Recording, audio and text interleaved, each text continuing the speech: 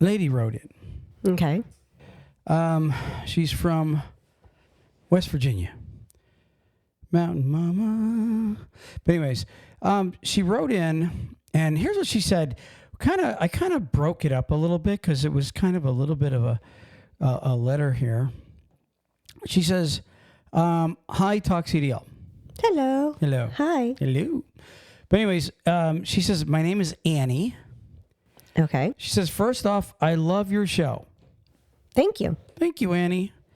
And gosh, I'm having crazy problems here with wires today. She said, "First off, I love your show. Been a long time listener." She said, "You guys rock."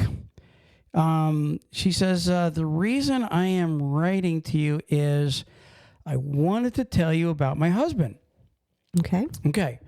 She says, just want to look at the sound check. She said, he trucked for 10 years. He was over the road. He ran 48 states. And trucking, it says, trucking was the love of his life. And then she said, besides God, myself, and our children. So, aside from God, his wife, and his children, trucking was this guy's life. Oh. I don't like the past tense sounding though. Let's see what she says. And what I was going to say is trucking is a lot of people's lives. Right. It's in the blood. Well, and it's funny. We've talked about this before. You have some guys that are trucking, right? Mm-hmm. That truly it is their life. I mean, and they truck. If they were probably making half the money, they'd still truck. Mm-hmm. It's because they want to be out there. That's what they love to do. Mm-hmm. And it's their life. They love the life out there. Yes, they miss their family on the road, but they're also one of those guys and gals that when they come home for home time on day number 2 or 3, what are they saying? I can't wait to get back out there. Right. It's something that they're used to. They know they can't be a person that has someone overseeing every step of themselves in like an office or something to that effect. So they know they have to have that freedom of being in the truck on the road, but they love their family, but they also know they can't be right next to them all the time. Well, and if we're being honest, that's one of the reasons I loved trucking was the freedom. I liked the freedom, but I also loved being out there, like just traveling. That's just that feeling of travel. And it sounds like this guy, if this was his life, then this is what he loved. He trucked 48 states. He ran over, he was gone for, I don't know I think weeks or months, she's going to say. And then she says, it's been 2 years since he drove America's highways. Oh. 2 years. 2 years. Could be many reasons. Yeah. She says, the children are now 14, 12, 9, and 5. So apparently she's saying she has 4 kids. That's a large group. Yeah. Well, you and I have how many kids? I mean, we have more than they do, But anyway, so she says Matthew's 14. This is current, I guess. Mm-hmm. She says Peyton is 12. Seth is 9. Joy is 5. I like the names. And she says, our only girl, Joy. Our bundle of joy. So she says, anyways, he has always been one of those drivers that believed in old school things like helping a driver on the side of the road. I love hearing that. Mm-hmm. You know what I mean? Like, a lot of people complain about the newbies, but I'm going to tell you something. We got a lot of guys that are new. In fact, we got a lot of pumped up drivers that are truckers. They just got their CDL. Maybe they're driving 6 months. Maybe they're driving a year. Maybe they're just getting their CDL. And these guys are pumped up to be old school.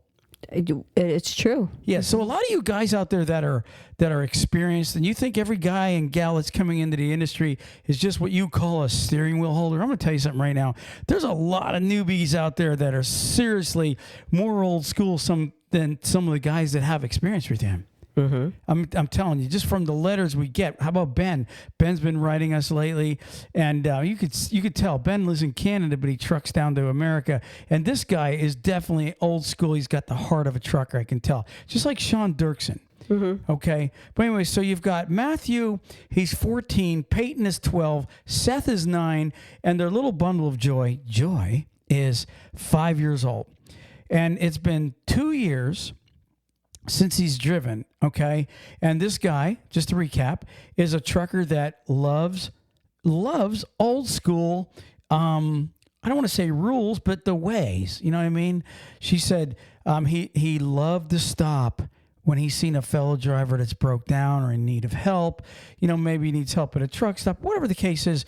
This is the guy that's going to be your buddy because he's coming to the rescue. And he also loves CB radios. He believed everyone should own one that had a big rig, she said. We all agree on that. That's for sure. You know what I love about it? I'm already loving this story because if you think about it, she knows the lingo. Right. You know what I mean? Like, I mean, I guess a lot of wives do, but like you can hear her. She's saying words like old school. She's quoting her husband. I mean, that's awesome. That's an awesome trucker wife, right? So she goes on to say, she says, but he would always help the general public also. So it wasn't just about, okay, I see a brother trucker on the side of the road, I'm going to help him. This guy was helping anybody. This was and she says his heart would never let him not help. I can understand that. You think she loves her husband? I think she does. She says, I know he sounds like Superman, right? That's the question mark. She goes, I know he sounds like Superman, right? Then she says, well, to everyone that's ever known him, he really was Superman. And he would never take money for helping. Never. He did it from his heart. Yeah, exactly. He had beliefs, values. Or has. Then she says, one time I remember vividly, our pregnant neighbor's water broke. And ironically, her family only had one car and her husband had taken it to work. That's a predicament. Yeah, you know what's next, right? She said, more irony. My husband was getting ready to head back out on the road when she came. How does she word this? So I guess she figured she could run the woman to the hospital and he can go, right? Then she writes, wrong. Our Blazer wouldn't start either. How weird, right? That's what she wrote. She writes, how weird, right? Yeah. The woman's car is with her husband, her own husband at work. And she's gonna take the pregnant woman to the doctors or the hospital. And ironically, I guess a Chevy Blazer they had wouldn't start. So without hesitation, she writes, without hesitation, Paul, I guess that's his name, Paul is helping her into the bobtail. Now that's definitely going to that's going to get you dilated. Yeah. Well, that's pretty cool though. Think about it. It's like, I guess Paul's her husband, right? Paul's helping this pregnant woman into the cab, right? And next thing you know, we are all on our way to the hospital. Paul, me, 4 kids, and a young, screaming, expectant mother. Imagine that picture. It's a crazy bouncy ride. That's all I could see is the craziness right now. It is crazy. So then she writes, if there was ever a time that a dispatcher was sure that a driver was telling him the truth, it was that day. Paul had called his dispatcher, Frank, and told him he was going to be late. I'm sure Frank got the picture, as I'm sure he can hear the loud labor pains in the truck. She writes, so anyways, we live on back roads in the mountains of West Virginia. So when he gets off the interstate to get home, he has a very hilly and windy path to get here. Yeah. Well, I mean, remember when I would get off the interstate where we lived in Pennsylvania? You remember those roads? We grew up on those roads, right? Right. Those roads were like crazy, sharp, windy, fast. She says the road home is very dangerous and filled with some sharp turns. There's a special curve that everyone seems to fly around, and it's kind of a blind curve when traveling home towards her house. She said it is a right-hand curve, and Papa always said, be careful on the blind curve. So there's a curve on this road. She said, but Paul grew up on these back roads. He even raced with his buddies back in the day and knew them very well. She says one particular time he was coming home for some well-deserved home time.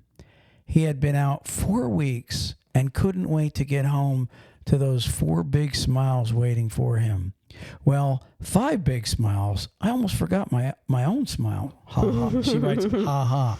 I was counting in my head. I was saying, okay. Weren't you smiling, honey? So she writes, as he was creeping down the driveway with what he called the beautiful black Pete, or his beautiful black Pete, he was doing what any other trucker would do for that little gang of waiting kids.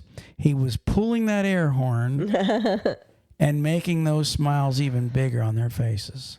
I had a feeling that's what you were going to say. Yeah. Well, I mean, it's pretty much, you know what I mean? When you're pulling up to your own driveway with your truck and your kids are outside waiting for you to pull up, you know, if he's an over-the-road driver, it's probably been at least a couple of weeks since they've seen him. She writes, wow, I remember that day like it was yesterday. She says, now remember, this was about 2 years ago. She says, so the 2 older boys had to hold Seth back from running into the path of the moving big rig. So you could picture that. You know what I mean? When you got the little one, he's wanting to run out, and you got the 2 going, wait, right here, and they're holding their little brother back. Even though I'm sure Daddy wasn't driving like a rocket down the driveway, but they're still trying to teach the little boy, hey, you don't run out in front of anybody. You wait until they get stopped. It's just good teaching on Big Brother's part. What do you think? I agree. She says, and I was holding Joy, who was about 3 at the time. She said, have you ever been to a rock climbing park where there is a bunch of kids trying to scale the walls? Yes. She said, that's what it looked like once he was parked and the door was opened up. The little boy is scaling up. Yeah, there they are, climbing up to see Daddy. I mean, that's an awesome picture. Think about it. You got 3 young boys, and then you got your girls right beside them, right? You got your wife and your little daughter, and your 3 boys, and they're like climbing up the rail and trying to get in the truck, you know? She said, when Paul would come home, the first thing he did was played with those boys in the truck. So this was every time they would come home, the boys would climb up and they would play. She said they would pull the horn, climb in the bunk, and of course they would get too rough and started wrestling in the bunk. She said that was the signal that it was time to finally get out of the rig and give me my dang kiss and hugs also. Dang, D-A-N-G. I don't want to make fun of West Virginia people. Okay. I mean, we say dang here in Florida, don't we? Hey, that's my dang. Okay, never mind. Anyway, so, all right. So you can't make fun of them because it's pretty much everywhere. Yeah, dang is not really in the Northeast. They cuss a lot up there. Okay. So, any statements at all so far in this letter? I'm definitely curious, and I'm deeply involved in this letter right now. Okay. Do you remember the kids' names? You got Matthew, Peyton, Seth, and Joy. Little Joy. So she writes, that evening, we just relaxed and had some dinner, pork chops, taters, and veggies, which is a typical meal. Which, I got to be honest with you. When I would come off the road from being out there a couple of weeks, even though you can get a hot meal at a diner or whatever, nothing like your wife's cooking. Nothing like, I'll tell you what, there's a couple of things that are nothing like yours. Not the number one thing, but one of the number one things when you come home, sitting in your own living room and sitting at your own table and eating your own home cooked meals by your family. Nothing like that. But number one to me, there's nothing like your own bathroom. You're the best dumps you'll ever take are in your own bathroom. I mean, you're just free dumping. You know what I mean? What do you think of that? Oh, I didn't need to hear that. So she writes, we settled down that night and all of us just curled up in the living room for a movie. She says, if I recall, it was either, excuse me, she said it was either Shrek or a Pirates movie. I guess she doesn't actually remember the movie. Mm-hmm. She writes, of course, Paul was sleeping before the first 30 minutes of the movie was up. And you know what was funny? That would definitely be me. I would be home and I'm out. You know what? I will tell you, when you're trucking, you're like a robot. And you get up automatically, you deliver, you sleep, you get up, you roll, and you just keep doing it all week.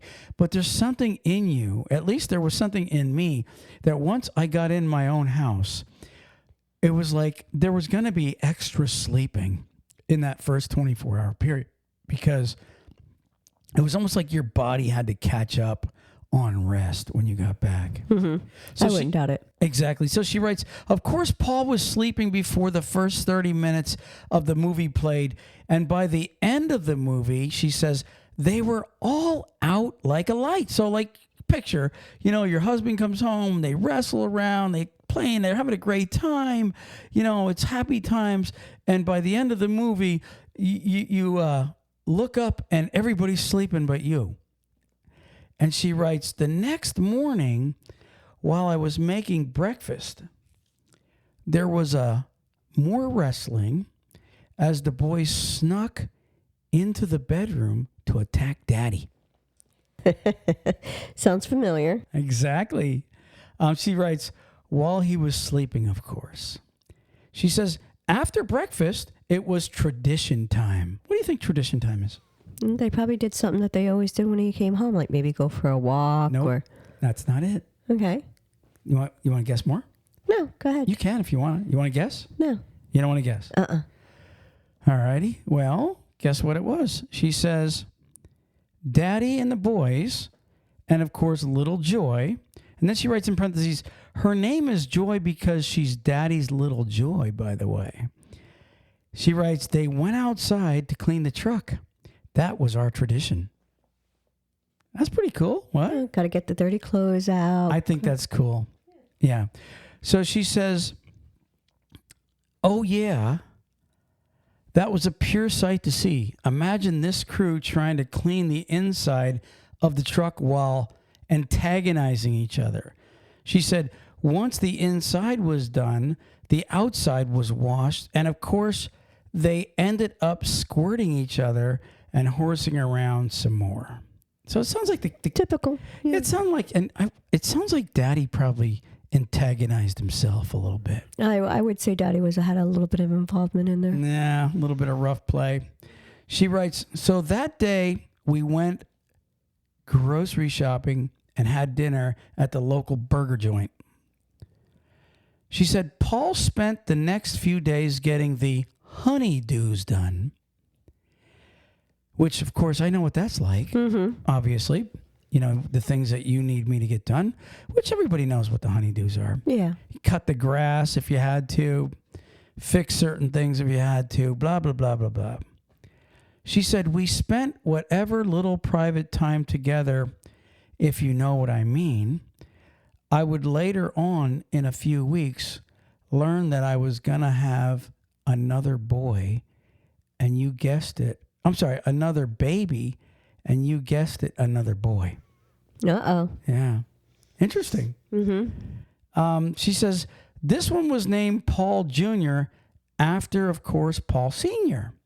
She says, anyways, that was the night before Paul was to go back out on the road. And we got in. Oh, here she says, and we got into an argument.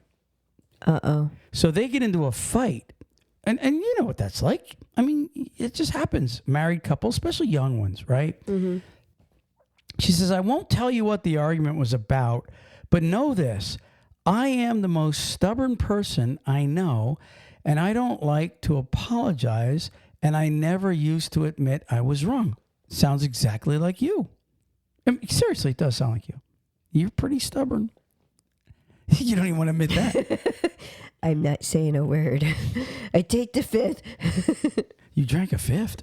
No. So she says, so of course, after supper, I didn't say much to Paul, but know this. She says, I was dead wrong in that argument. In fact, the entire fight was my fault.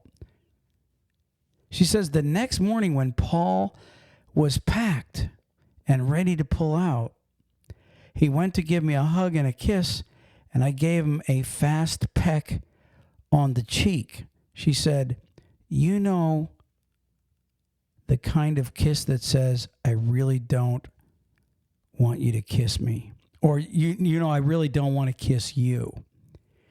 She says, and it sounds like she really was stubborn.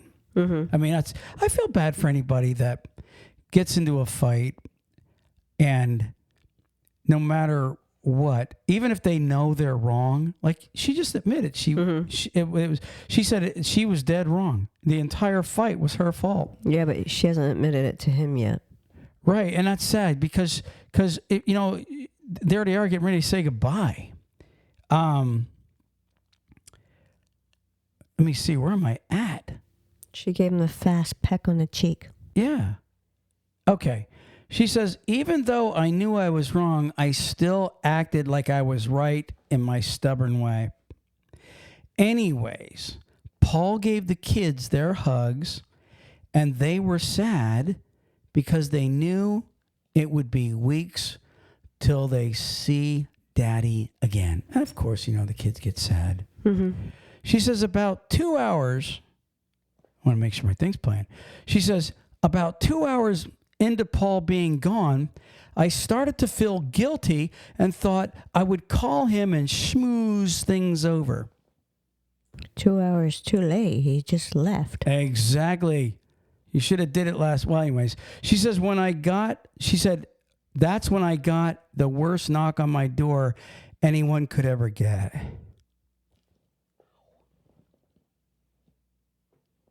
Stay, please. Wow.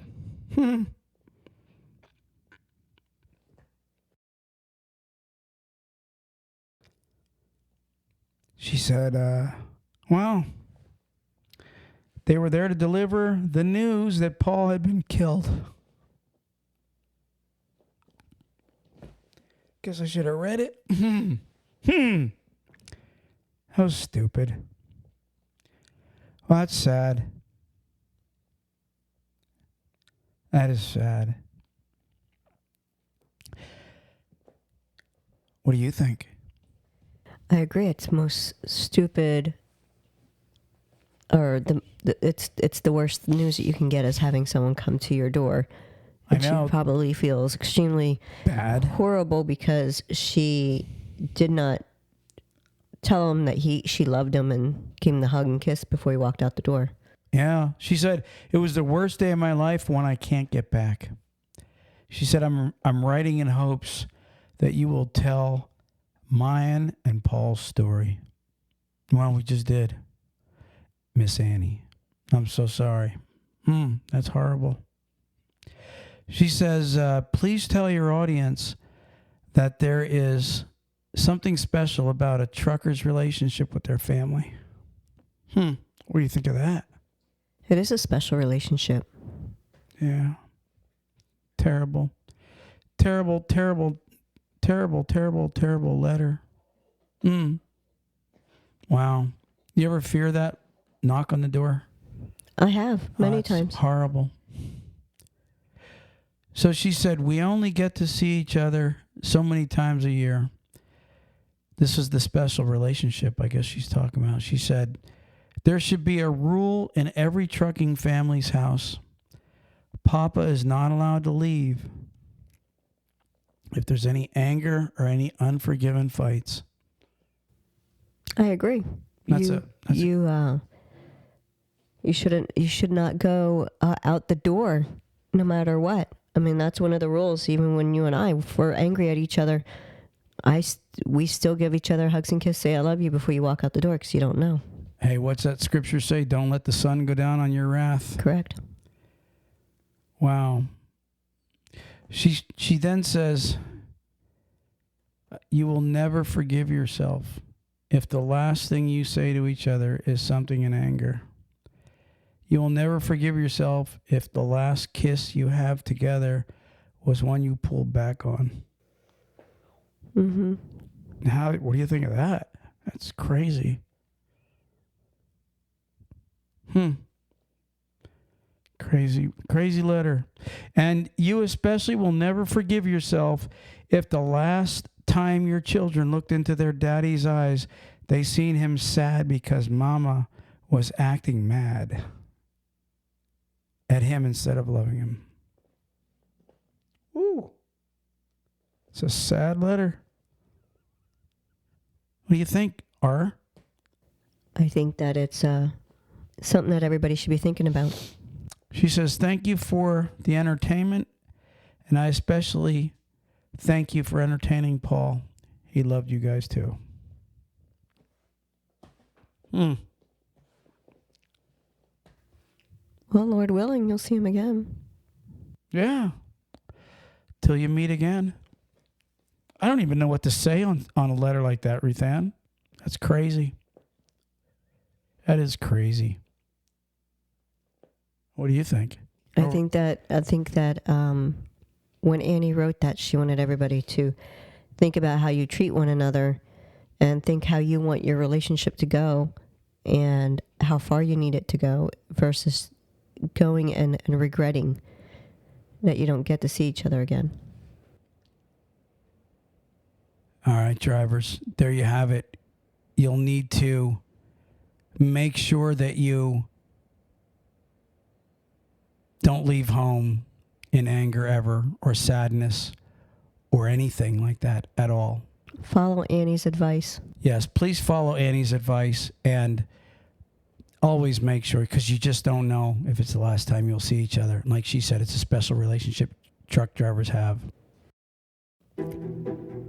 Drivers, if you're looking for a local, home, everyday driving job, apply with Carter Lumber today.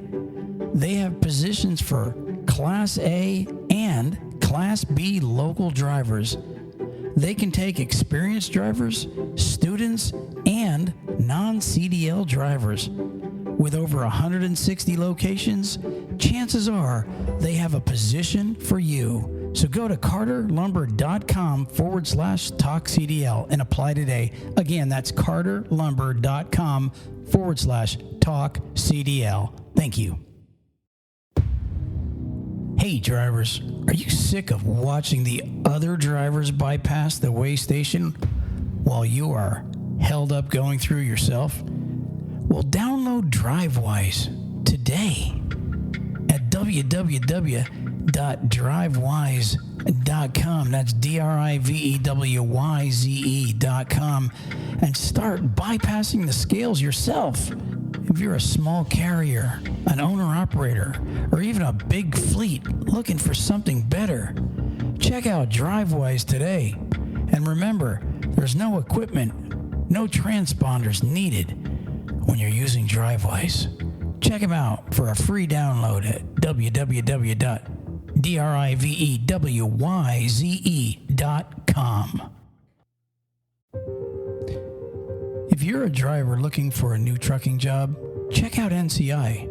NCI offers the following: new Kenworth T680s, competitive wages, solo, team, and students welcome, plus a full benefit package for you and your family. Check them out today at 888-311-7076. That's 888-7076, and tell them Talk CDL sent you. Truck Parking Club is a network of instantly reservable daily and monthly truck parking locations throughout the U.S. Truck Parking Club helps connect truckers to truck parking locations throughout the U.S. via truckparkingclub.com. Our networks is made up of property owners that have locations adequate for truck parking to list on the platform. This includes trucking companies, storage companies, CDL schools, trailer leasing companies, real estate investors, truck parking operators, and more. Go to truckparkingclub.com today. All right, we are back after that sad letter, Ruth Ann. That's such a tragic, and that happens probably.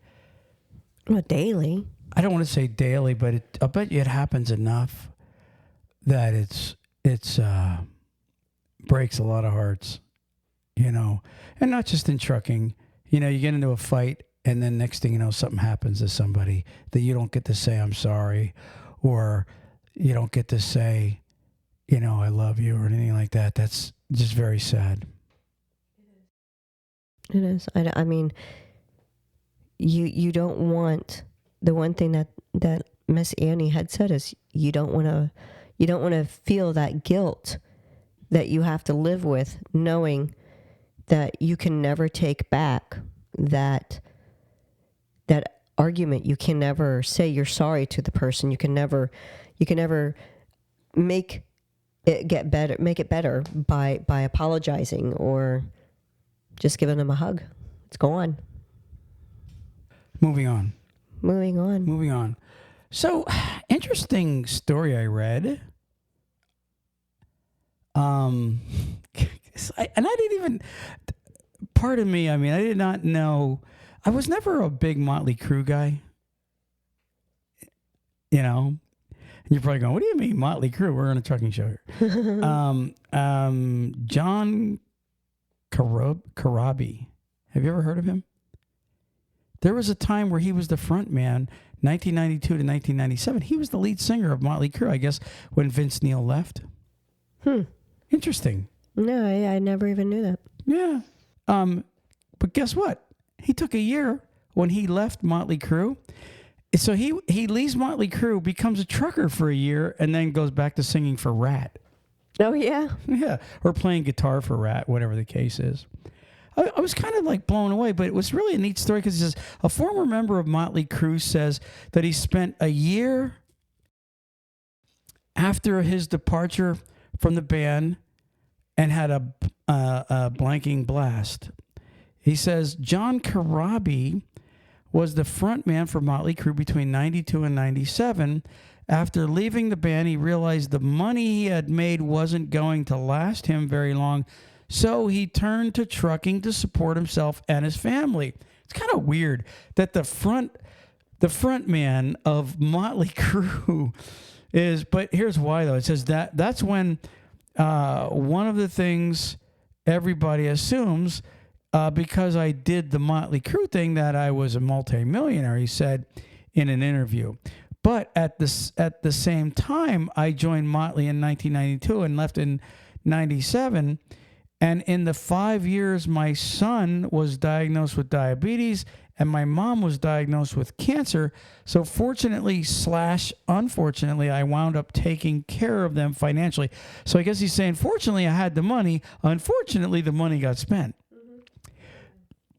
He says, so by the time the 5 years had passed, I lived off the money and beyond, but it was starting to get dangerously low. So the music industry was changing. He said a lot of the 80s bands weren't selling any records, so it was a weird time. Yeah, the 90s was kicking in. Yeah. He says, I thought I can get a trucking license in 3 weeks, and I'm going to learn how to do this. Corabi then ended up driving a truck across the country for a year before going on tour with another band, Rat. He says, I've been literally touring my whole life, and there was things that I'd never seen before until I started driving a truck, and I had a freaking blast, he said. mentally it cleared my head because I was just driving and thinking and mapping things out in my head. And then I made a really decent living, and I had health insurance for my son and I. He adds that when he told his boss he was quitting to go on tour with Rat, his boss was confused. He says, it was funny because a lot of people didn't know who I was, or they didn't know anything about my history. It was cool, man. I had a great time. I got to tell you, honestly, and that was the story. The guy sounds actually pretty humble. Yeah. I mean, if not everybody he worked with knew who he was. Exactly. I would say that's pretty humble. Yeah, I mean, you're out on the road. Yeah, man, I was lead singer for Motley Crue. Yeah, right. Yeah, hey. Vince Neil's the only lead singer, they'd say. They didn't know that there's still a band going on after that. Yeah, I could just see him saying that in the parking lot. Yeah, I was lead singer of Motley Crue, and then one guy gets on the CB and goes, hey, Swift, did you know this guy over here was Motley Crue's lead singer? Now he's driving a truck. Oh, he's a trucker now. But no, I guess no one would believe it. But then all of a sudden, the guy, I guess he gets the call. Rat wants him to play with him. He's like, you know what? I drove a truck for a year. I'm going to go make some real money now and get back, touring and all that other good stuff. That's a pretty cool story, don't you think? Yeah, I think it's pretty cool because, actually, I've got Rat songs going now through my head. Just a couple other things real quick. Just two little things I've got, if you don't mind moving on. It says two arrested after train obliterates stuck big rig. So now this dude gets arrested, and what's funny is I seen the video the other day. I recognize it, where I guess he gets stuck on the train track and the train just cuts the trailer in half. Mm-hmm.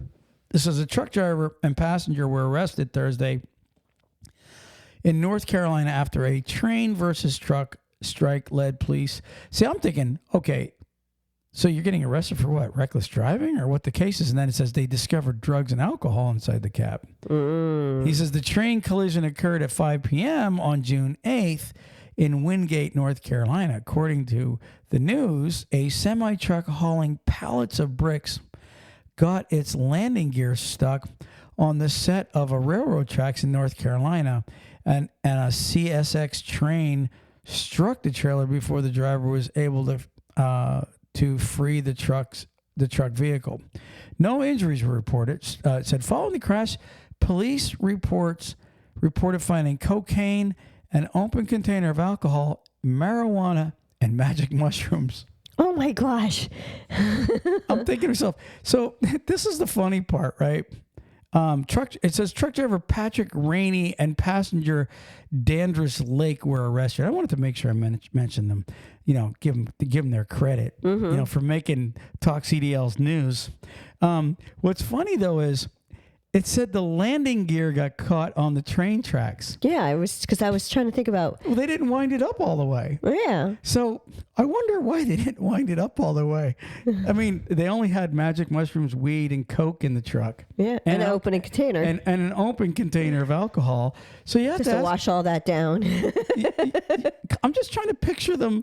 You know how magic mushrooms, they say, makes you laugh your ass off? I know a lot of people that have eaten them, So I can just imagine them, dropping and hooking the trailer. Because, obviously you had to have been hooking to a trailer, or unless the trailer was in the door while you were getting unloaded or loaded.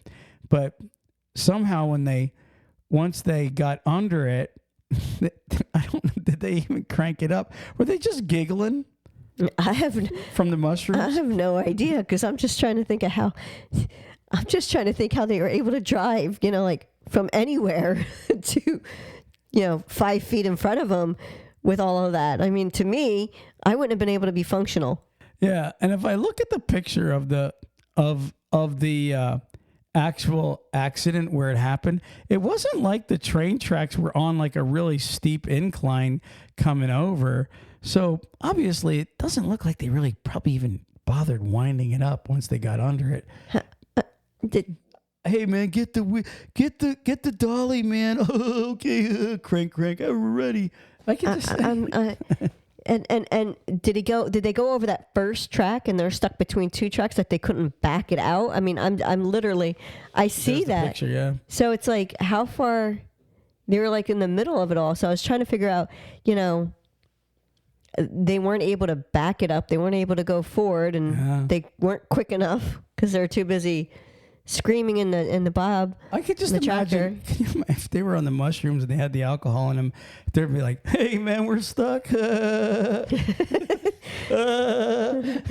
man, here comes a train. You better get off." Hey man, oh man, I could just. Can you imagine like if they were like still laughing after the train took the trailer? Hey man, you just lost your trailer, man. I don't know what's more funny here right now. You or the image of them. I'm just saying, how stupid is it? Like open alcohol, cocaine, weed, and magic mushrooms. Come on. Can you just imagine with that? a load of bricks. Yeah.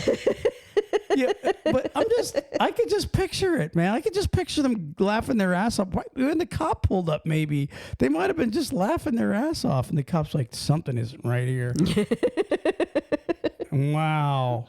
What do you think? Moving on. Moving on. You guys, take a page out of these guys' books. You know what? Magic mushrooms and a Class A CDL just don't mix. No, it don't. In fact, I just got a report. Interesting that we are talking about drugs. I got one other follow-up report moving on here. It says 23% more truck drivers live where marijuana is legal. Seriously. A growing number of truck drivers are being exposed to legalized marijuana in their home states, according to a new report from a leading freight hauling industry research group. While federal laws still prohibit professional drivers from recreational or medical use, there's a 23% more truck drivers living in marijuana legalized jurisdictions than just 4 years ago. That's because like everybody's just about every state's there almost. It says the report by the American Transportation Research Institute joins another notable study released in May by a nationwide chain of drug testing labs, Quest Diagnostics, we know that, that said positive test results for THC, which is the psychoactive ingredient in marijuana. It says following on-the-job accidents among the whole U.S. workforce reached a 25-year high in 2022.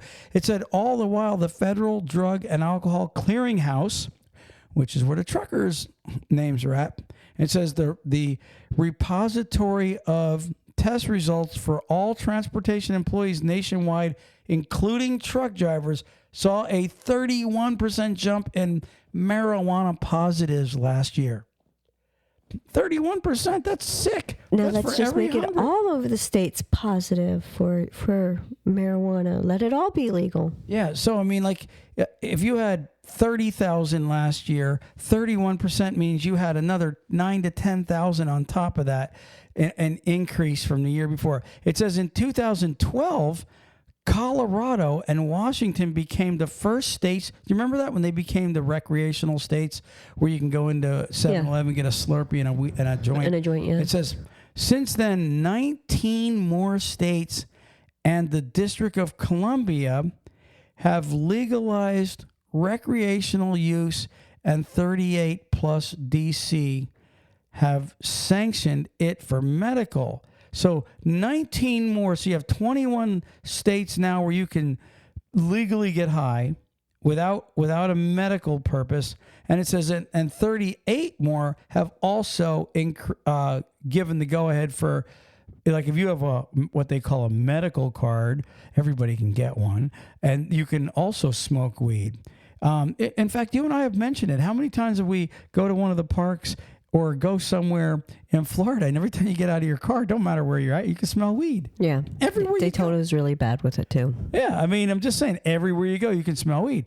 It says, really, the bottom line with this is the clearinghouse is clearing people out. We've talked about the clearinghouse a million times, but it's really, really sad because the amount of truckers. You guys got to know this. Just because your state, I'm surprised that I even have to tell you guys this. I know. Just because your state made it legal to smoke weed in and it's giving you access to it, seriously, it's still illegal to be a trucker and have marijuana in your system when tested. And you don't get high from secondhand smoke of marijuana. Well, you don't fail. You mean you don't fail the it. drug screen. No. Yeah. And you're right, you don't. And that's been proven also. So guys, I'm just telling you, honestly, if you want to be a trucker, I met a guy one time. He was home. He worked for JB Hunt. I remember that. The guy was telling me, he's like, he failed a drug screen. He said, literally, I hadn't smoked in 10 years. He said, I came home for Christmas holidays, went to a party, smoked weed. Day one when I returned, my name came up for a random. That has to suck. He said, I hadn't had a random in 5 years.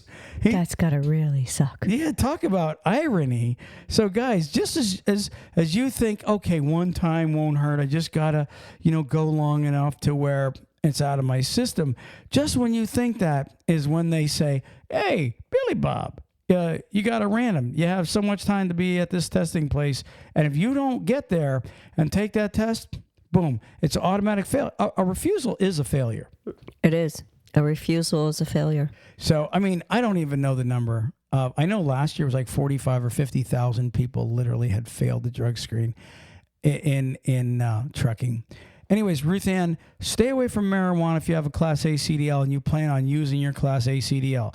Because if you don't, and one other thing I wanted to mention, Ruth Ann, I've been talking to a lot of drivers lately, and and they're looking for jobs, and they're telling us their stories and all this other stuff.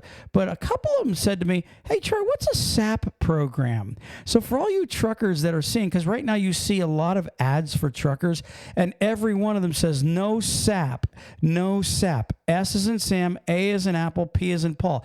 That stands for Substance Abuse Program. When you fail or refuse a drug screen, the only way to get back into the industry now, okay, because it's all in the clearinghouse. Nobody can legally bring you back in until you complete what's called the Substance Abuse Program or the SAP program.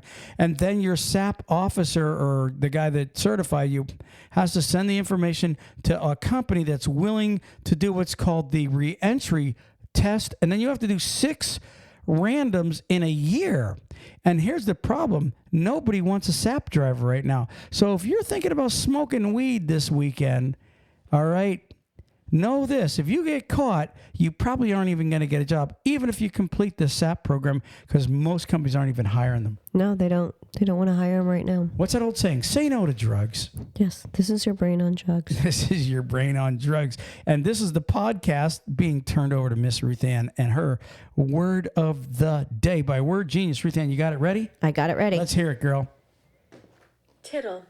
Wait, tittle? Tittle. Like tittle. Do it again. Tittle. Tittle. Tittle. I mean, what does tittle mean? Does it mean just tittling around? A tiny amount or part of something, a small written or printed stroke or dot indicating omitted letters in a word. Yeah, like they say, just tittling around, right? You said a small amount. A small amount? Yeah, just Or tittling. a tiny amount or part of something. The cake looked delicious, but I could only eat a tittle of a slice. Even a tittle of bicycle grease can permanently stain a garment. Wow. Ruth Ann, that was a pretty cool word of the day. It's a tittle. It's a tittle. It's a tittle. Yeah, it's just a tittle word. All right, Ruth Ann, we're out of here. Peace. Peace. Praise the Lord.